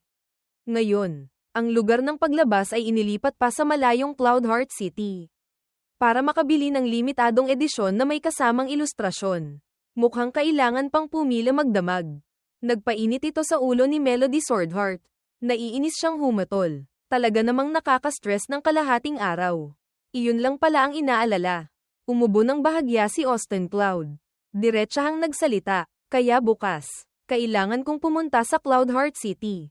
Kaya ang pagtuturo ng sword technique sa iyo. Isang beses ko lang ipapakita. Nagmamadaling inayos ni Melody Swordheart ang kanyang kilos. Opo, senior brother. Inilahad ni Austin Cloud ang kamay. Kalmadong nagsalita. Sige, kung gayon, sa susunod, gamitin mo ang lahat ng iyong lakas para atakihin ako. Medyo naguguluhan si Melody Swordheart. Mahiyain siyang umatras. Kung gagamitin ko ang lahat ng lakas ko. Ang bahay mo, baka. Gumamit ng teknik si Austin Cloud. Hinahamon ng kalaban. Gawin mo. Wala ka pang sapat na kakayahan para sirain ang bahay ko. Nakatanggap ng lakas si Melody Swordheart. Ngumisi siya ng may panlilinlang. Hinugot ang espadang naglalaman ng spiritual energy. Ang kanyang mga mata ay puno ng kasamaan. Direktang nakatutok sa target na si Austin Cloud. Sige, kung gayon, senior brother, mag-ingat ka. Itinaas niya ang espada. Agad na sumabog ng malakas ang spiritual energy sa loob nito. Parang matatalas na kuko na sumasakmal sa biktima sa harap. Nine Heaven Sword Stance. Nang malapit na siya kay Austin Cloud, itinaas na niya ang kamay. Mabilis na gumamit ng teknik. Magaling na espada. Ang kanyang daliri ay marahang dumampi. Naharang ang buong spiritual energy. Itinapon ito palayo. Natigilan si Melody Swordheart. Hindi makapagsalita. Nakatayo siyang walang galaw. Tinitingnan si Austin Cloud na walang anumang pinsala. Bagkus ay kinontrol pa ang kanyang Nine Heavens technique. Itinuro ito paitaas. Lumipad paitaas ang spiritual energy sa gitna ng maliwanag na bilog na buwan. Lumikha ito ng isang baliw na aipo-aipo. Sa gitna ng pagkagulat ni Melody Swordheart, dahan-daang lumingon si Austin Cloud. Kalmadong pinanood ang spiritual energy na unti-unting nagiging hamog. Pagkatapos ay naglaho sa hangin. Humihingal si Melody Swordheart. Hindi niya inaasahan na ang buong teknik na inatake niya kanina ay isa na lamang ngayong usok na umaaligid sa kanya. Lumuhad siya. Nanginginig. Sumusuko sa harap ni Austin Cloud. Natalo ako. Marahan siyang inalo ni Austin Cloud. Junior sister. Sa mundong ito, walang perpekto. Ganoon din ang sword techniques. Sa huli, masusing ipinaliwanag pa ni Austin Cloud sa kanya ang dahilan ng pagkatalo. Nakahanap lang ako ng butas sa iyong sword technique at ginamit ang spiritual energy para sirain ito. Seryoso siyang tumingin ng diretso sa kanya. Mainit na nagbibigay lakas ng loob. Hanggat patuloy mong pinipino ang iyong sword technique, naglilinang hanggang sa pinakamataas na antas. Sa ilalim ng kalangitan sa gabi na may libu-libong bituin at maliwanag na buwan. Bahagyang ngumiti si Austin Cloud. Sa oras na iyon, kahit isang damo lang ang hawak mo, mapuputol mo pati ang mga bituin. Natigilan si Melody Swordheart. Nagngalit siya ng ngipin. Tila may kaunting hindi pagsang-ayon. Sumali ako sa Azure Cloud Sword Sect ng mahigit 20 taon. Araw-araw akong nagsisikap sa paglilinang ng sword techniques. Inuunawa ang sword daw. Kahit naging core disciple na ako. Dismayado siyang nag-isip. Ngunit para maabot ang realm na kayang pumutol ng mga bituin gamit lamang ang isang damo, hindi ko man lang maisip. Biglang tumapak si Austin Cloud sa lupa. Marahang tinawag siya. Tumingin kang mabuti, junior sister. Naghagis siya ng isang bato paitaas. Sa isang iglap, gumamit siya ng ilang marahas na hiwa dito. Bilang resulta, mula sa isang ordinaryong bato, naging isang batong naglalaman ng spiritual energy at magic. Itinaas niya ito para ipakita kay Melody Swordheart. Unawain mong mabuti ang mga marka ng espada sa batong ito. Sapat na ito para tumaas pa ng isang antas ang iyong sword daw. Sabi niya. Pagkatapos ay itinapon ni Austin Cloud ang bato para lumipad ito papunta kay Melody Swordheart na nakaupo sa lupa. Nanginginig ang kanyang kamay habang sinasalo ito. Natuklasan niyang may malinaw na nakaukit na Chinese character dito. Lihim na komandat si Austin Cloud. Nagpapaalala, tandaan mo, hinding-hindi mo ito dapat ipakita sa ibang tao. Yakap ni Melody Swordheart ang bato sa kanyang dibdib. Masayang sumagot, opo. Bago pa makapagsalita ng isa pang pangungusap si Austin Cloud. Lumipad na siya paitaas. Nakangiti ng malapad. Masaya. Maraming salamat, senior brother, sa pagtuturo. Ngayon, babalik na ako para unawain ito agad. Sa isang iglap, nakita na lamang siyang naglaho. Kumikinang na parang malayong bituin. Walang magawang kinamot ni Austin Cloud ang ulo. Malalim na nag-iisip. Gusto mong maglinang magdamag. Bumantong hininga siya. Nag-aalala, junior sister, kung magpapakahirap ka ng ganyan, mag-ingat ka sa iyong kalusugan. Madaling araw, ang tanawin ng courtyard ni Austin Cloud ay mapayapang lumilitaw sa likod ng manipis na hamog. Nakatago sa gitna ng lunti ang kagubatan. Matataas na sinaunang puno ang tumatakip sa isang buong bakanteng lupa. Sumunod dito ay ang sunod-sunod na matataas na bundok na nakaharang sa asul na langit at puting ulap. Marahang hinawakan ni Austin Cloud ang mga salitang nakasulat sa itim na tinta sa papel. Nasa sabik na nagsabi, sige, oras na para pumunta sa Cloudheart City. Biglang may kakaibang ingay. Lumingon siya. Ang mukha ay puno ng pagtataka. HMPH. Isang liwanag na parang bulalakaw ang dumaan.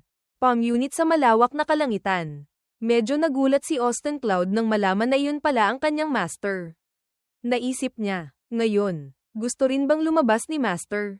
Lumipad si Hallmaster Gowo na parang palaso. Biglang dumilim ang kanyang mukha. Tila napansin ang mapanganib na banta sa likuran na humahabol sa kanya. Biglang huminto si Hallmaster Gowo. Kalmado niyang hinarap ang estrangherong sumusunod sa kanya. Fellow Taoist, matagal mo na akong sinusundan. Hindi ka ba napapagod? Ang demonyong iyon ay pulos pula. Ang kasamaan ay kitang-kita sa kanya. Hindi niya mapigil ang tumawa ng malakas. Nang hahamak, nagtataka lang ako kung talagang kasing bilis ng sabi-sabi ang bilis ni Hallmaster Gowo. Ganap na nawala ang demonyong enerhiya. Inilalantad ng malinaw ang kanyang mukhang puno ng mga peklat. Walang pakundangan siyang ng asar. Ngunit mukhang hanggang dyan lang pala. Kumunat ang noo ni Hallmaster Gowo.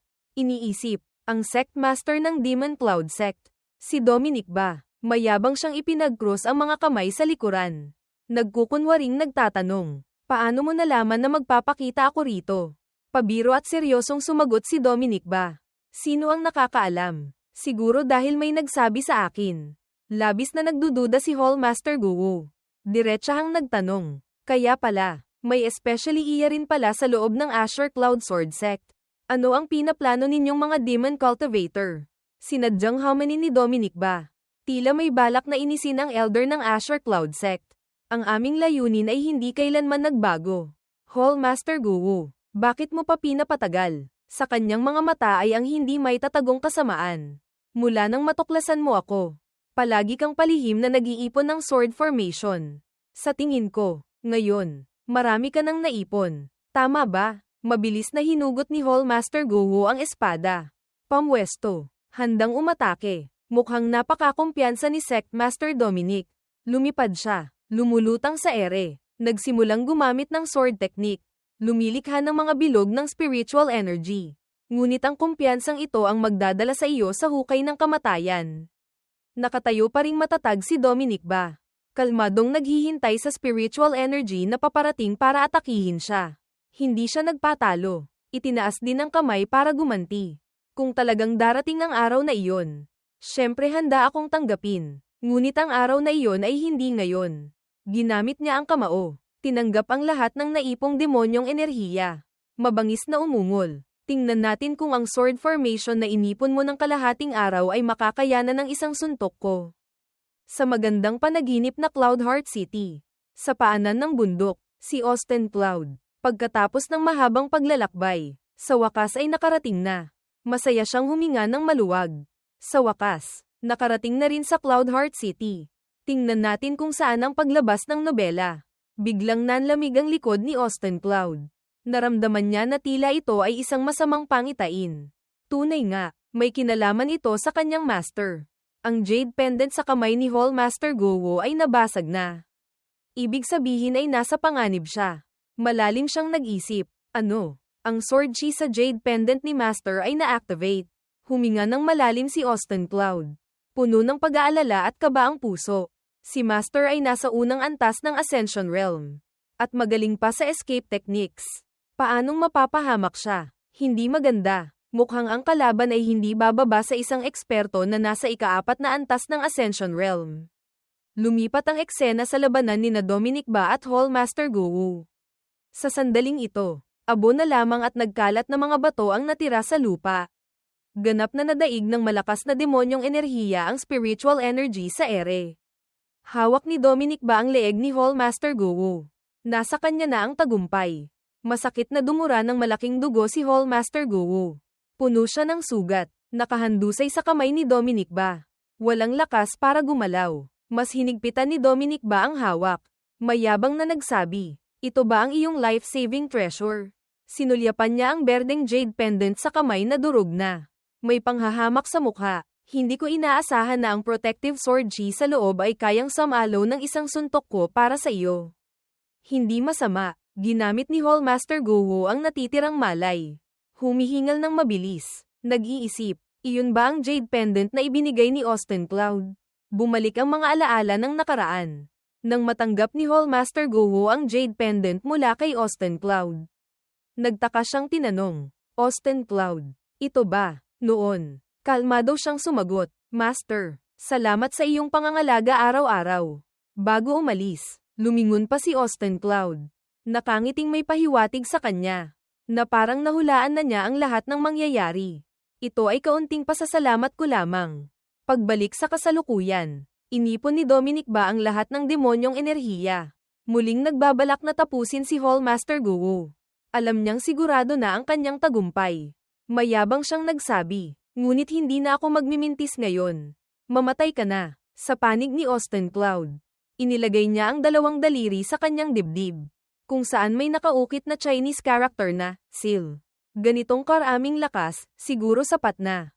Huminga siya ng malalim. Kumunat ang noo. Itinutok ang lahat ng spiritual energy para hanapin ang kasalukuyang lokasyon ng kanyang master. Ang lokasyon ng Jade Pendant.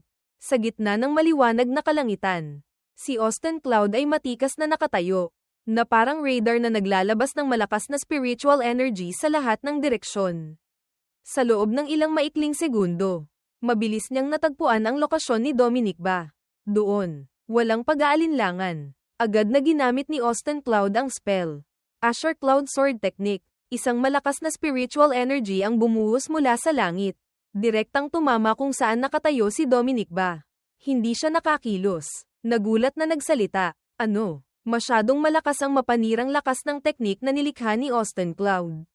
Yumanig ang lupa, na nagpabago kay Dominic Ba mula sa walang pinsala tungo sa isang demonyong puno ng sugat. Hindi na makatayo. Masakit niyang hinawakan ang braso. Umuubo ng malakas. Nahihirapang magsalita. Ang sword technique na ito, hindi kaya kay Elder Wen Jian. Ang sect master ng Azure Cloud Sword Sect.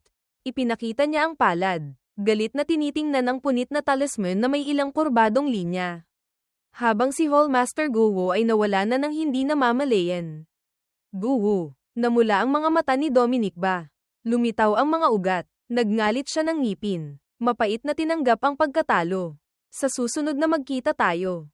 Siguradong papatayin kita. Ginamit ni Austin Cloud ang divine power para lumikha ng napakalakas na puwersa. Gumawa siya ng malalim na butas sa lupa. Bumubulong. Tumama na, ngunit hindi pa natatapos. Pagkatapos ay ibinaba ang kamay. Maingat na nag-iisip. Ang lakas ng kalaban, natatakot akong mas mataas pa sa ika-4 na antas ng Ascension Realm. Nagtataka siya sa sarili. Ngunit bakit gusto ng isang eksperto mula sa Peak Demon Sect na patayin si Master? Pagkatapos ay mabilis siyang umalis. Mabuti na lang at nagtagumpay si Master na tumakas. Malabo pa rin ang kanyang isip. Malalim na nag-iisip, bumaba sa isang palengke. Pagbalik ko sa sekta, kailangan kong tingnan kung kumusta si Master. Ang ingay sa ibaba ay nakaagaw ng pansin ni Austin Cloud. Nakita niya ang maraming tao na nakapila ng mahaba. Nalito siya. Hindi kaya, napakaraming tao. Nagbebenta ba ng libro dito? Sumigaw ang tindero. Susunod. Ang mga nakabili ng libro ay masayang nagsisigawan. Napakabuti. Nakabili na. Pumila rin si Austin Cloud para bumili. Sa gitna ng maraming tao.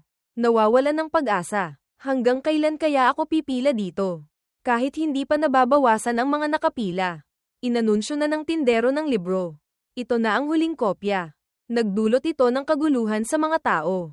Ano? Ubos na. May umiiyak. Nagrereklamo. Maghapon akong pumila. Bamantong hininga ang isa pa. Tara na. Tara na. Si Austin Cloud ang mapalad na nakabili ng huling kopya ng libro. Nasiyahan siya sa harap ng mga taong nanghihinayang sa likuran. Pag-abot niya ng kamay para kunin ang libro. Naisip niya, napakabuti. Hindi masama ang swerte ko. Biglang isang kamay ang dumampi sa libro bago siya. Nagulat siya. HMPH. Iyon ay isang magandang babae. Ang pangalan niya ay Luna Vu. Pareho nilang inilagay ang kamay sa libro. Naglalabas ng matinding killer intent. Nagpakita ng kaakit-akit at mayanhing anyo si Luna Vu para kumbinsihin si Austin Cloud. Gwapong fellow Taoist, maaari mo bang ibigay sa akin ang huling kopya na ito? Ngunit hindi siya natinag. Bagkos ay matigas pang sinabi. Hindi pwede. Mabilis siyang lumingon sa tindero. Nagtanong, babayaran ko ng doble. Pwede ba? Nagpalito ito sa lalaki. Pagkatapos ay nagbago siya ng tono. Mayabang na sinabi, sa panaginip mo, hindi ako nagkukulang ng kaunting pera. Pareho silang matigas na nagsalita ng malakas sa tindero. Akin ang libro. Nagpapawis ang tindero. Pinayuhan niya silang dalawa dahil ayaw niyang magkaroon sila ng alitan habang mainit ang ulo nilang nagtitinginan. Dalawang fellow Taoist, kung may problema, pag-usapan ninyo ng dahan-dahan. Huwag kayong mag-away. Nagpatuloy siya sa pagmumungkahi ng ibang solusyon. Talagang isa na lang ang kopya ng libro. Bakit hindi kayo mag-usap? Ang sinabing ito ay nakaagaw ng pansin ni Luna Vu. May naisip siya. Itinukod niya ang kamay sa mesa. Interesadong nagmungkahi. Kung ayaw mong magbigay, gamitin natin ang isang patas na paraan para malaman kung sino ang mananalo. Agad na sumagot si Austin Cloud.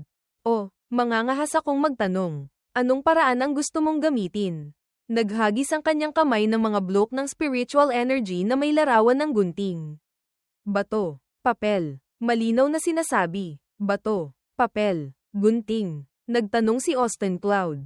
Kung gagamitin ang divine sense para hulaan. Malalaman agad. Kailangan pa bang laruin? Ipinaliwanag niya. Ito ay espesyal na spiritual energy na pinino ko mula sa Divine Mechanism Sect. May bisa itong pigilan ng Divine Sense Induction. Maaari lamang itong tingnan gamit ang mga mata. Pagkatapos ay nagmungkahi, gagamitin natin ang spirit object na ito para magbato. Papel, gunting. Sa ganitong paraan, magiging ganap na patas. Para patunayan ang kanyang sinabi. Ginamit niya ang divine sense ngunit hindi niya makita. Walang duda sa kanyang puso. Tunay ngang hindi magagamit ang divine sense para manghula. Kinuha niya ang maliliit na bloke. Naisip niya, mukhang wala namang problema. Nagsalita siya, magsimula na tayo. Nagtakda siya ng patakaran. 3 laro, panalo ang 2. Pumayag din si Austin Cloud. Sige, sa kanyang isip, sa unang laro, gunting ang ilalabas ko. Subukan natin ang swerte. Nagbilang si Luna Vu. 3, 2, 1. Itinaob nila ang mga bloke. Masaya siyang humiling. Habang si Austin Cloud ay tila hindi gaanong kumpiyansa. Pakiusap, 2 fellow Taoist, tulungan ninyo kaming itaas ang Jade. Pumayag silang 2. Sige, sige. Nang itaas ang bloke ni Austin Cloud ay bato. Habang ang sa kanya ay papel. Mula doon, lumikha rin ito ng 2 magkasalungat na ekspresyon. Masayang tumalon siya. Tingnan mo, panalo ako sa unang round. Medyo nagduda si Austin Cloud. Ngunit hindi gaanong mahalaga. Ang Jade ay hindi pa nagagalaw ng sinuman. Dahil ba sa malas ko? Inilagay niya ang bloke sa mesa. Nagmungkahi. Ulitin natin. Pagkatapos ay kinuha ang pagkakataong itaas. Ako ang magtataas. Ang resulta, si Luna Vu pa rin ang nanalo. Na nagpadismaya sa kanya at napahawak siya sa sarili. Kinuha niya ang libro. Tumatawa. Nagsasalita ng may pang-aasar. Hihi, mukhang panalo na naman ako. Maganda ang swerte ko. Sa sandaling ito, hindi makapaniwala si Austin Cloud na natalo siya. Nanginginig, hindi makatayo ng tuwid. Nakita ng 2 tindero ang kanyang kalagayan. Kaya't nag-aalalang nagtanong, Fellow Taoist, ayos ka lang ba? Kailangan mo ba ng tulong naming makipag-ugnayan sa iyong sekta para sunduin ka? Tama, huwag kang bumagsak dito sa amin. Ha? Kailangan na naming magligpit ng paninda para umuwi. At siya naman, masayang kamakaway. Palem na, fellow Taoist, dahil nawalan ng paboritong nobela. Medyo dismayado siya. Lahat ng kailangang suriin kanina. Nasuri ko na lahat, walang butas. Napakaraming pagsisikap ang ginugol. Ang limitadong edisyon ng nobela ay inagaw pa ng iba. Kahit ganoon, naglalakad pa rin siyang walang patutunguhan sa kalsada. Hayaan na, hayaan na. Nakapunta na rin naman. Maglakad-lakad muna. Malapit nang mahinog ang tsaa sa kanyang tirahan. Kailangan kong maghanda ng ibang dahon ng tsaa para sa sect master. Madilim na. Naiinis na naglalakad si Austin Cloud sa mga bubungan. Nakabili na rin ng sapat na tsaa. Wala na ring gagawin dito. Umuwi na lang kaya ako. Biglang may narinig siyang nag-aaway. Siguradong nandaya siya. Nakaagaw ito ng kanyang pansin. HMPH. Nagpatuloy ang pag-aaway. Nandaya ng ano? Hindi ba't sinuri ninyo na? Nakatayo si Austin Cloud sa isang malapit na bubungan. Nakatingin sa ibaba, may 2 lalaki at isang babae. Malakas na nagsalita ang lalaki. Kung gayon, ipaliwanag mo nga kung bakit palagi kang nananalo. Ibalik mo sa amin ang spirit treasure at pills. Hindi rin nagpatalo ang babae. Hindi ba pwedeng swerte lang ako? Sumagot ang isa pa. Swerte. 20 beses mo kaming tinalo dito. Mukhang hindi lang ito simpleng swerte. Kaya pala, hindi pala estranghero kundi si Luna Vu. Nangangatwiran siya. Ito ay tinatawag na ang bawat tao ay may kanyang tadhana. Tungkol naman sa inyong 2. Siguro dahil sa dami ng masasamang ginagawa ninyo kaya bumaba ang langit para parusahan kayo. Ang 2 binatang iyon ay sina Byron at Moyon. Nagalit sila. Hindi gumagawa ng mga kalokohang ganyan ang langit. Patuloy pa rin siyang tumatanggi. 2 fellow Taoist, bago tayo magbato. Papel, gunting. Malinaw nating sinabi na kailangang sundin ang patakaran. Pagkatapos magsalita, biglang tumalikod si Luna Vu at tumakbo. Kaya't mahaba pa ang 5 panalo. Hanggang sa muli, nagulat ang 2. Ginamit ni Moyon ang kanyang lakas para lumikha ng mga aipo-aipo ng apoy. Tumigil ka. Hindi ka pwedeng umalis. Nagkonekta ang mga ito. Bumuo ng isang kamay. Dinakip si Luna Vu. Napansin niya ito. Biglang napagtanto. Ano? Gitnang antas ng Purple Mansion Realm. Lumingon siya. May nakita. Biglang iwinagayway ang kamay. Malakas na tumawag. Kuya. Nagulat ang 2 magkapatid. HMPH. Dahan-daang bumababa si Austin Cloud sa lupa. Malakas na tumawag ng tulong si Luna Vu. Kuya, tulungan mo ako. Nagtatakang tinanong siya ni Byron. Sino ka? Kahit galit na galit ang mukha ni Austin Cloud at puno ng killer intent. Pilit pa rin siyang umaarte. Kuya, gusto nilang gumawa ng masama sa akin. Huwag kang magsalita ng kung ano-ano.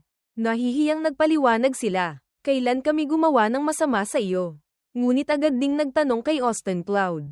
Ikaw ba ang daw kompanyon niya? O senior brother? Babalaan kita, kung gusto mo siyang tulungan. Hindi pa sila tapos magsalita. Matigas nang tumanggi si Austin Cloud. Dalawang fellow Taoist, hindi kami magkakilala. Nagkataon lang na dumaan ako. Ipagpatuloy ninyo lang. Hinding-hindi ako manggugulo. Nag-aalalang pinagpapawisan si Luna Vu. Kumikindat. Nagkukunwaring inosente. Kuya, napakawalang puso mo. Nakalimutan mo na ba ang ating di sinasadyang pagkikita? Habang lalo siyang nagsasalita, lalong nagiinit ang ulo ni Austin Cloud.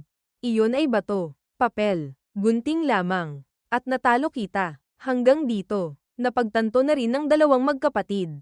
Kaya pala, bukod sa amin, marami ka pa palang niloloko. Ngayon, kailangan kitang turuan ng leksyon. Ibalik mo lahat ng bagay na niloko mo. Patuloy pa ring humihingi ng tulong si Luna Vu. Kuya, tulungan mo ako. Nakatayo siya sa likuran. Tuwang-tuwa, nakangiti, pakiusap. Dalawang fellow Taoist, lakasan ninyo ng kaunti. Gusto ko ring mabawi ang aking nobela. Nang makitang hindi maganda ang sitwasyon, sinabi niya, kung hindi mo ako tutulungan, pagkatapos ay itinaas ang libro. Binabantaan si Austin Cloud. Ngayon, pupunitin ko ang librong ito. Ang bantang ito ay nakaapekto kay Austin Cloud. Galit na galit pa rin ang dalawa. Nagpas siyang gumamit ng dahas.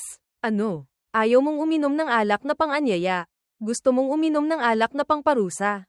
Kung gayon, huwag mo kaming sisihin sa pagiging walang awa. Lumikha sila ng isang malaking kamay na may mga kuko. Inatake si Luna Vu, ngunit biglang isang ibang puwersa ang sumire dito. Nakatayo siya sa panig ni Luna Vu para protektahan siya. Nagtataka si Mo yun. Ano? Ang aking divine ability ay nasira sa isang iglap.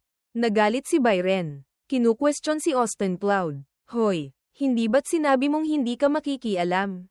Napilitan din siya kaya't nag-alinlangan siyang iligtas siya. Sumagot, paumanhin. Nagbago ang sitwasyon. Pakiusap. Dalawang fellow Taoist, palampasin ninyo na ito. Pagkatapos siyang iligtas, lumingon siya. Masungit, libro. Ibigay mo sa akin. Ngunit niloko na naman siya nito. Salamat. Ha, ang inosenteng pangalan. Alam niyang naloko siya. Mabilis niyang hinawakan siya. Ngunit naging hangin na siya. Ano? Hindi niya ito mahawakan. Lumipad palayo ang asol na hangin. Nag-aapoy siya sa galit. Tumatawa. HMPH, HMPH, HMPH. Pagkatapos, walang pag-aalinlangan. Mabilis siyang umalis. Hinabol siya. Kahit nakaalis na, hindi pa rin nawawala ang kanyang madilim na aura. Nagulat ang dalawang magkapatid. Iniisip, saang sekta kaya galing ang cultivator na ito? Nakakatakot ang kanyang aura. Pagkatapos ng ilang sandali ng pagkatulala, napagtanto nila, teka, nasa babaeng iyon pa rin ang ating mga treasure. At agad ding naghanap, nag-usap na habulin ang asol na hangin. Lumipad ang asol na hangin papunta sa isang gubat. Dito, bumalik na sa normal si Luna Vu. Mayabang siya. Hay. Mabuti na lang at hindi masama ang natutunan kong escape technique. Pinupuri ang sarili. Isang malakas na hangin ang lumitaw. Na nagpagulat sa kanya. HMPH. Iyon pala ay si Austin Cloud.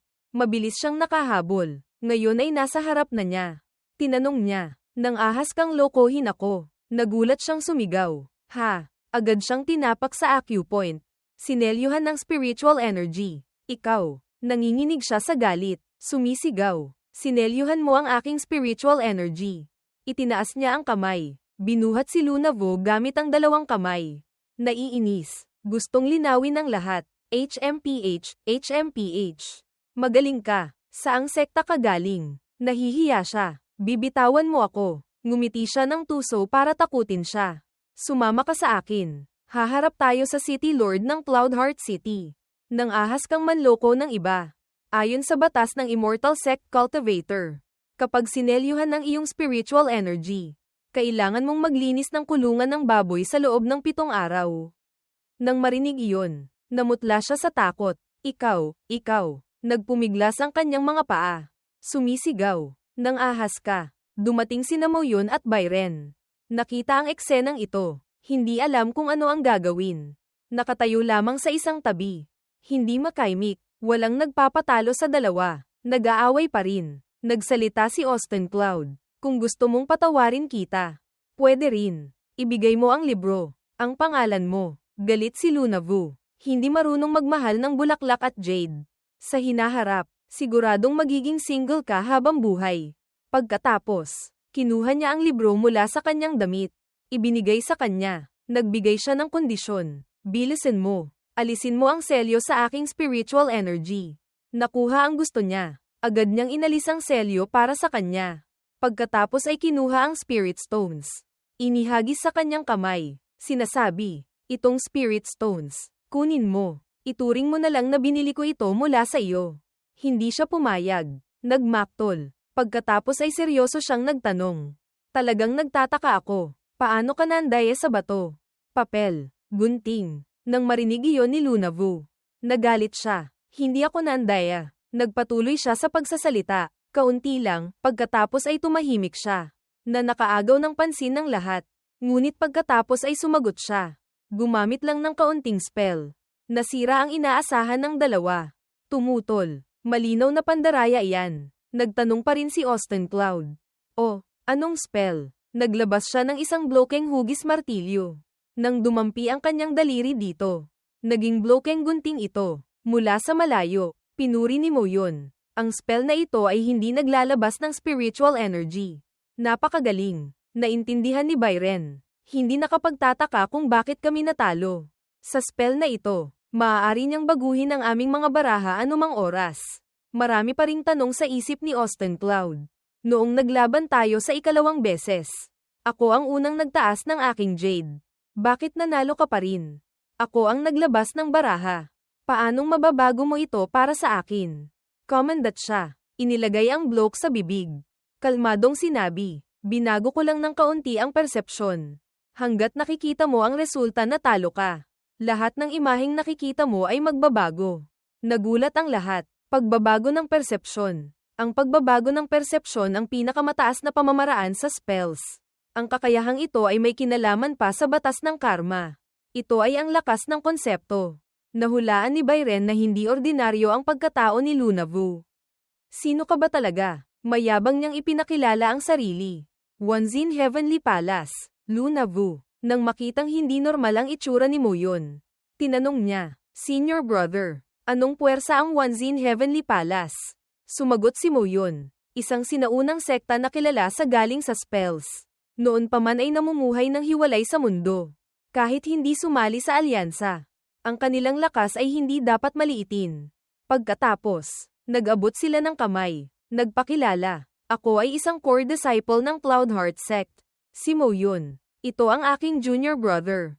Si Byren. Miss Luna. Hindi ko inaasahan na isa ka palang disipulo ng Once in Heavenly Palace. Hindi nila inaasahan na ibibigay nila sa kanya ang lahat ng nakuha niya sa kanila. Na nagpaduda sa kanya, ang mga treasure na kinuha mo kanina, hindi na namin babawiin pa. Senior brother at ako, sa pagkakataong ito, nag-alok si Moyon na hikayatin si Luna Vu. Ngunit maaari ba naming imbitahan si Miss na sumama sa amin sa Heart Mountain Range para maghanap ng secret treasure? Kung makaharap ng panganib, malaki ang maitutulong ng iyong spells. Tila napansin ni Austin Cloud ang kanyang sinabi. At siya naman ay mukhang interesado.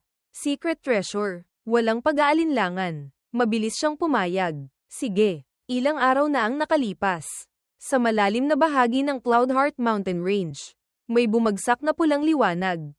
Puno ng spiritual energy. Malamang na isang napakabihirang secret treasure ang lumitaw. Narinig ni Austin Cloud ang usapan. Hindi sinasadyang sinulyapan sila. Masigasig pa rin silang nagpapalitan ng usapan. Ang Cloudheart Mountain Range ay napakaliko-liko. Ngunit alam namin ang tinatayang lokasyon nito. Bakit hindi tayo magtulungan para hanapin ito?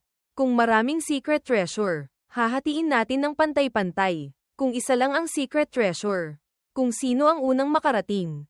Sa kanya ito mapupunta. Pwede ba? Naalala ni Austin Cloud ang nakaraan. Nagduda siya sa pulang liwanag noon. Ngunit mabilis ding iwinaksi ang pag-iisip.